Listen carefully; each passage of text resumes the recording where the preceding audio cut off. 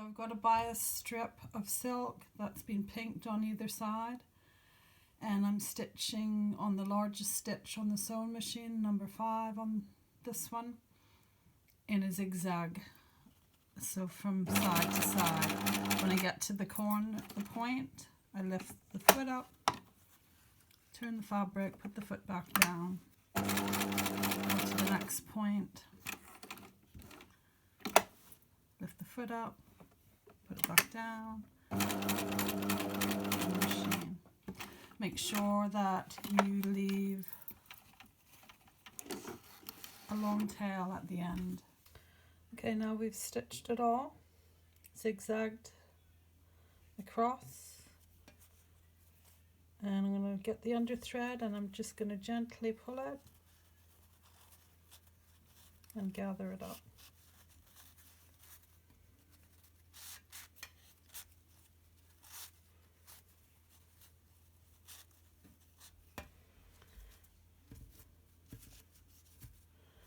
So fiddle with it till you're happy with it. And you get a nice little bit of decoration. You see this on English back dresses, sack back dresses. You see it all down the front. They have a bigger version on the bottom of the skirt. Pinking it will stop it fraying so much if you got your true bias. You could also put a bit of lace on there and gather it up, but you would need kind of like pointed lace, because if you put straight lace, it won't go around the bias. It'll fight. So if you're going to add some lace, do a little bit of like dagged lace or something would work. If you don't have the machine, you can just do a running stitch.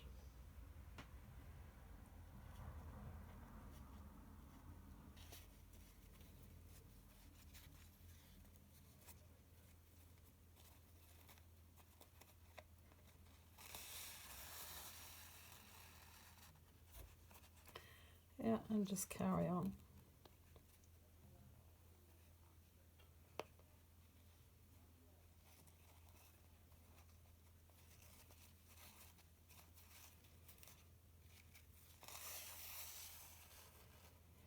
And then the same effect, you can draw it up.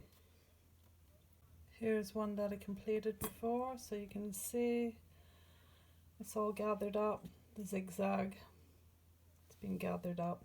This is a few years old. You can see the pinking, it just frays a little bit and it starts looking really pretty, just like a little bit of fluff on the edge.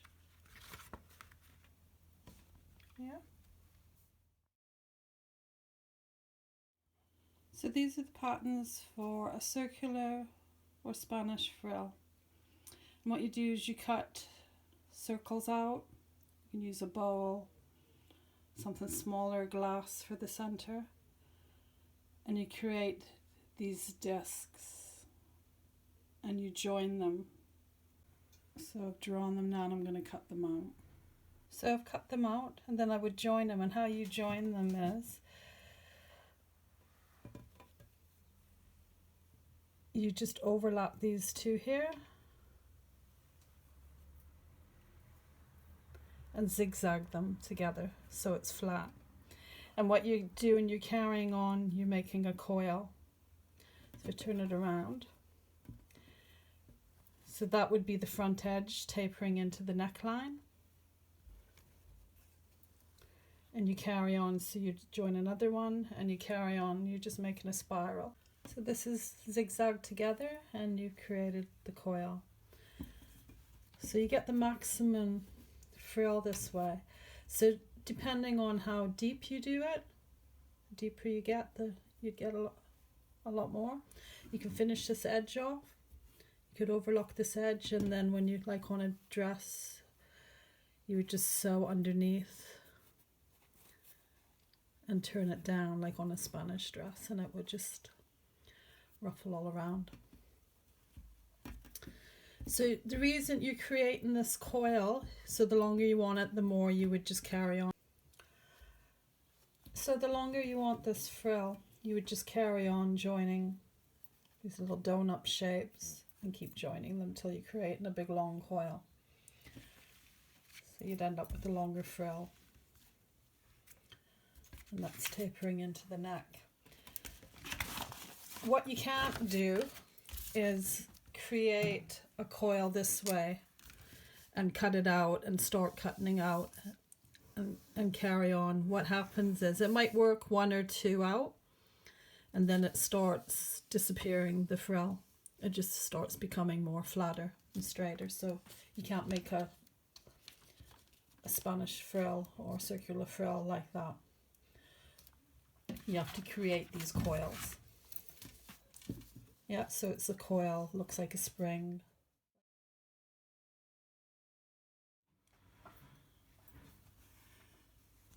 So to create the frill, I need to do 2 parallel lines of stitching, number 5 length, or the longest length on your machine. So make 1.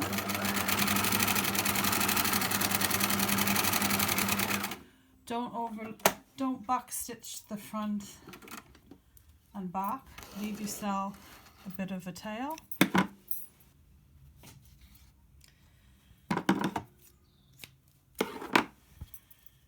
And then do another line. So make sure you've got a bit of a tail and exactly parallel to it. So I just use my foot width away from it. Another stitch, back stitch, just carry on.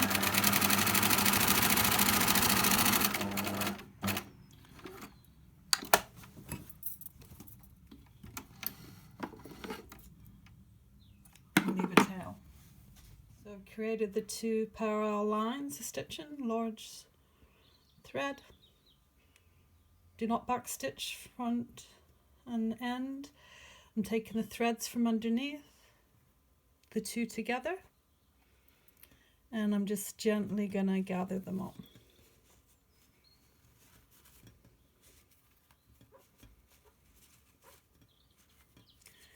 And this will create your gathering, so just mess with it till you're happy with how much gathering you got.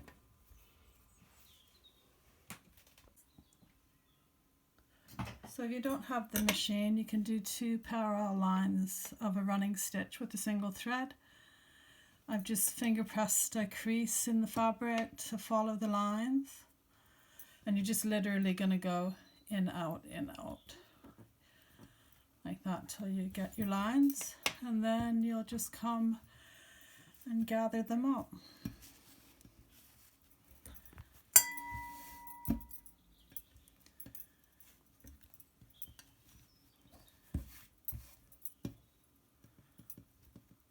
So same method. You can do this on all of the frills. Just do it by hand.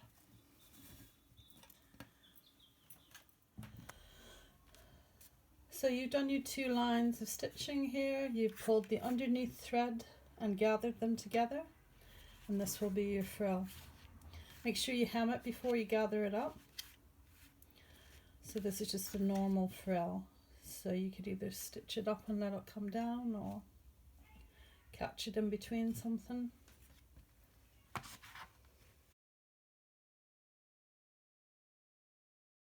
This is a double-edged frill.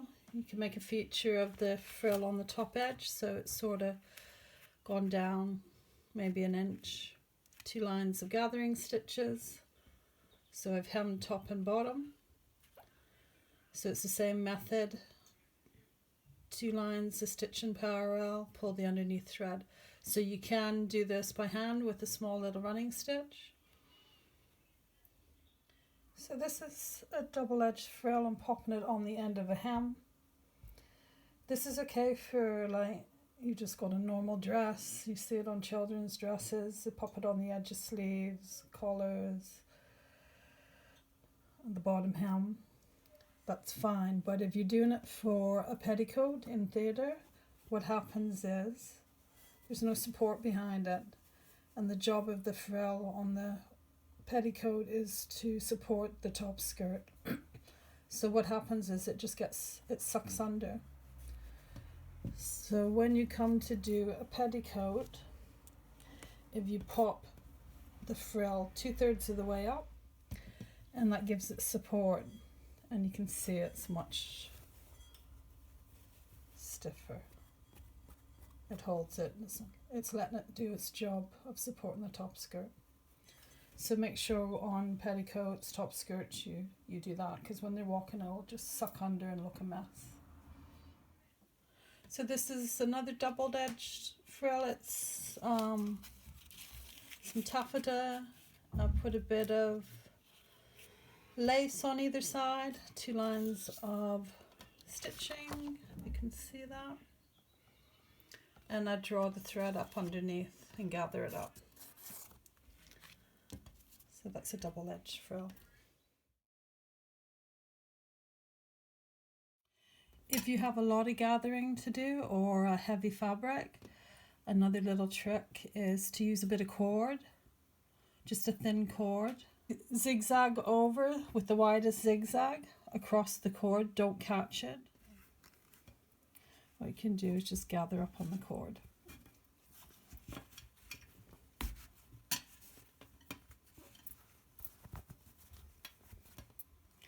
And that will give you some control, and it won't, your threads won't snap on you.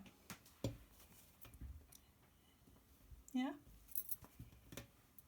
So this way, if you've got a lot to do, sometimes the threads will snap on you and you have to start over. So if that's the case, use a cord. So this is a little guide for the ruffle ratio for your frills, how much to gather them up. So if you look, it's going from 1.5 to 1 to 2 to 1, 3 to 1, 4 to 1, 5 to 1.